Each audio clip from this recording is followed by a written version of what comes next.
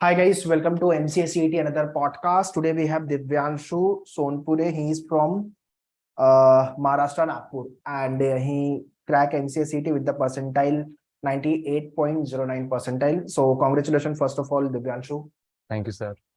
So you are happy with your score? Yes, I'm damn happy. पक्का happy? हाँ यार बिल्कुल सर, क्योंकि मैं एक्सपेक्ट कर रहा था 95 परसेंटाइल, बट वो अच्छे है +3 मेरे हो गया. Expectations Okay, exactly. okay, okay. So when you have I mean how this MC idea came into the picture और आपका academic background क्या है? एकेडमिक बैकग्राउंड, मैं बीएससी फाइनल ईयर स्टूडेंट हूँ फिलहाल। जस्ट कल ही मेरा लास्ट पेपर हुआ है। BSc final year. Yes yes yes, BSc computer science. Computer Science. Okay. Yes yes yes. So मेरा फर्स्ट था कि मुझे टीचिंग में मैथमेटिक्स करना है। मैं सोच रहा था एमएससी मैथमेटिक्स करूँ, Okay. बट 2 साल पहले जैसे कोविड था, तो मेरे एम जो कॉलेजेस थे, ये इंस्टीट्यूट ऑफ साइंस नागपुर और जो आरटीओ का जो कैंपस है, वहाँ से मैथ्स करने का सोच रहा था।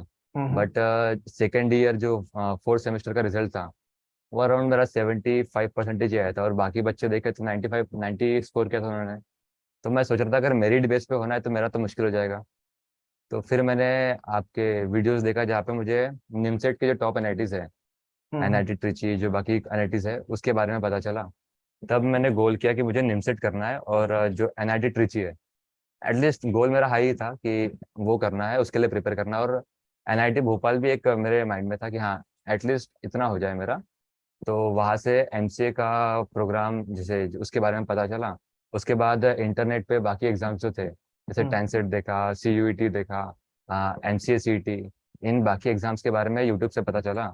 और फिर जैसे ट्यूशन लगाई नहीं थी, तो यूट्यूब जो सोर्सेज जितने चीज़ें अवेलेबल है, तो वहाँ से पढ़ना धीरे धीरे शुरू किया था। ओके. ओवरऑल 4 सेक्शन जो थे maths, English, logic and computer, कौन सा सेक्शन बहुत टफ लगा और उसके लिए क्या किया आपने? पेपर में मुझे मैथ्स ही टफ लगा था, क्योंकि परम्यूटेशन कॉम्बिनेशन हो गया, सीक्वेंस सीरीज हो गया, ये टॉपिक मैंने किए नहीं थे। तो ये टॉपिक से क्वेश्चन मेरे से छूट गए। बाकी चीज़ें कंपेरेटिवली इजी थी, और इंग्लिश में मैंने जैसे प्रिपरेशन बहुत कम की थी, तो सिनोनिम्स में मुझे दिक्कत आई थी बस। बाकी रीजनिंग एंड कंप्यूटर इजी था, एज ए मेरा बैकग्राउंड भी कंप्यूटर साइंस से है, तो कंप्यूटर इजी लगा था। और रीजनिंग रीजनिंग भी मैंने पढ़ी है इससे पहले, एसएससी की जब मैं प्रिपरेशन कर रहा था। 1 साल पहले मैंने रीजनिंग पढ़ी थी, तो बस 15 दिन पहले थोड़ा ब्रशअप किया, एंड हो गया था। तो इंग्लिश में वोकैब वगैरह पे काम नहीं हुआ था? नहीं, वो कर नहीं पाया। अब जितना मुझे मतलब अभी तक जो नॉर्मली अपन पढ़ते हैं न्यूज़पेपर से कुछ वर्ड्स मिल गए, उतना ही था। बाकी एज अ फुल फ्लेज मैंने इंग्लिश के लिए प्रिपेयर नहीं किया था, तो बस ऐसे ही exam. You are working also, right? You said like along with the yes job you have prepared, right? Yes yes yes, नहीं तो जॉब का बता रहा हूँ मैं, बहुत इंपॉर्टेंट रोल प्ले हुआ है मेरे इसमें, क्योंकि अच्छा. मैं 1 साल से जॉब कर रहा हूँ। और जो भी ट्वेल्थ का जो क्लास है, तो हम्म. वहाँ पे कोऑर्डिनेट करना, तो वहाँ पे जो भी ट्वेल्थ का जो महाराष्ट्र का सिलेबस है, हम्म. वो कवर हुआ था मेरा। मतलब क्लास के पीछे बैठ जाओ, एंड जो सर पढ़ा रहे हैं वो अपन भी समझ लेते हैं। तो जितने भी मैट्रिसेस हो गया, वेक्टर्स हो गया, पेयर ऑफ स्ट्रेट लाइन, ये सारे टॉपिक्स गो थ्रू हो जाते हो। मतलब रिवीजन के लिए सही चीज़ हो गई थी मेरे लिए वो।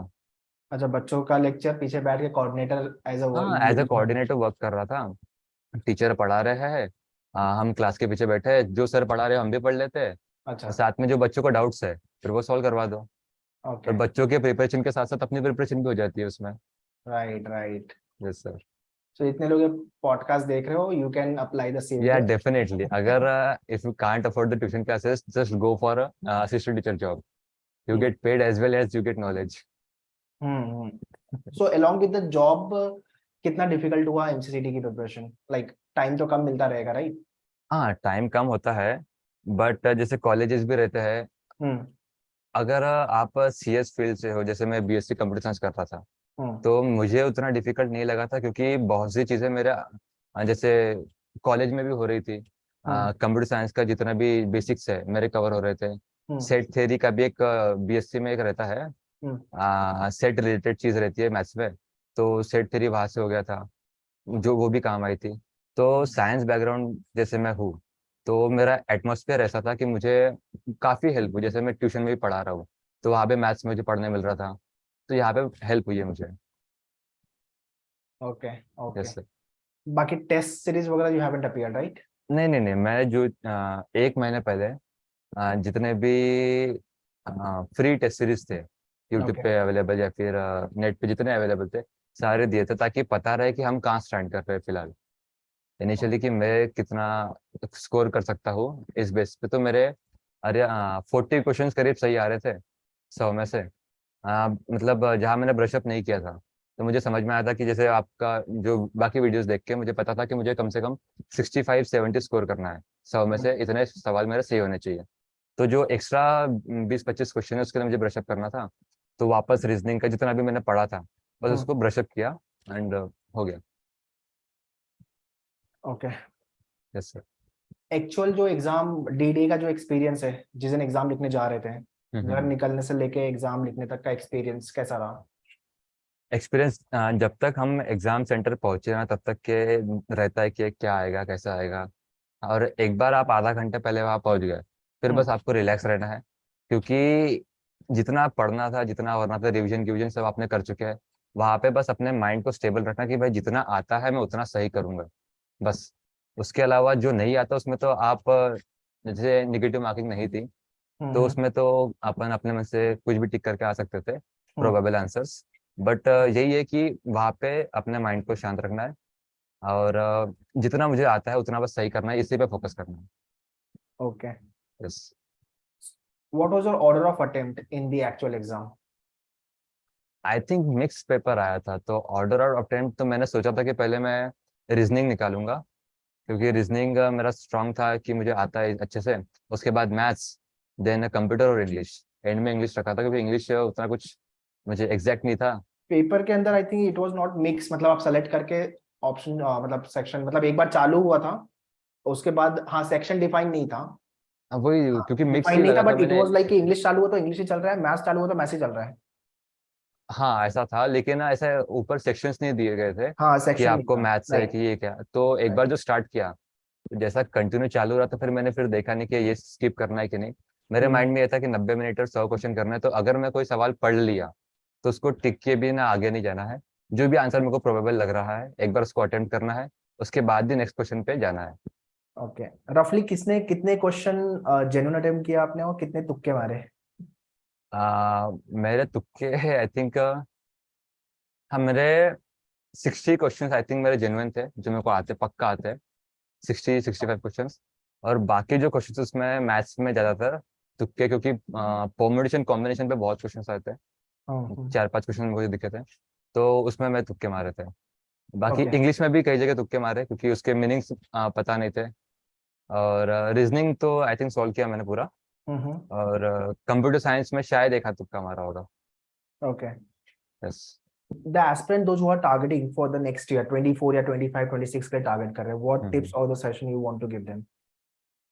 फर्स्ट ऑफ ऑल अगर आप कोई कोई भी इंस्टीट्यूट अगर ज्वाइन कर सकते हो तो डेफिनेटली कर लो, क्योंकि एक डिस्ट्रैक्शन नहीं रहेगा। For आपको पता है Maharashtra आपको क्या। NCCT, Manure is the only institute best. Yes yes, I know. So क्या है कि एक साल आपको पढ़ना है, तो एक साल के बीच कई नए आइडियाज आपके दिमाग में आते हैं कि ये कर लो वो कर लो ऐसा कर लो वैसा कर लो। तो आपका हम्म। जो मेन गोल है उससे आप डिस्ट्रैक्ट हो जाओगे। अगर आप हम्म। किसी इंस्टीट्यूट में हो तो वहां पे आपको डायरेक्शन सही मिलेगी कि मुझे ये करना है इसके बाद ये करना है इसके बाद ये करना है। तो हम्म। प्रॉपर प्लानिंग आपके पास रहेगी कि मुझे ऐसे ऐसे इसी रास्ते से वहां पे जाना है। हम्म। तो सबसे बेस्ट यही है कि अगर आप कोई ज्वाइन कर सकते हो, मैन्योर ज्वाइन कर सकते हो तो बहुत अच्छी बात है। और अगर नहीं कर सकते हो तो जैसे मैंने किया और कोई एक 12th का इंस्टीट्यूट ज्वाइन कर लो एज एन असिस्टेंट टीचर, जहाँ आपको पढ़ने भी मिलेगा और आपकी प्रिपरेशन भी हो जाएगी Otherwise सही you से। can join online also, not necessary या कि आप हाँ क्लासेस बिल्कुल जा बिल्कुल सकते बिल्कुल, हो। ऑनलाइन But जो क्लासेस है वो ज्वाइन कर लो। correct, correct. And do you think कोई मिस्टेक जो लोगों को नहीं करनी चाहिए which you have done? Mistakes preparation के दौरान की मिस्टेक्स के बारे में ज़्यादा बता नहीं पाऊंगा, बट हम्म। जो एग्जाम्स के बारे में मिस्टेक्स है कि जो चीज़ आपको आ रही है उस पर हम्म। हमें कॉन्फिडेंस रहता है कि यार मैं एक बार कर लूंगा तो सही चलेगा। तो एक बार उसको वापस चेक करना जरूरी है। कई बार हमको ऐसा लगता है कि यार ये मेरे को आता है और उसमें हम सिली मिस्टेक करके आते हैं। तो जो चीज़ आती है उसमें मार्क्स नहीं छोड़ने हैं हमें, भले ही उसमें थोड़ा समय आप ज़्यादा दे दो चलेगा।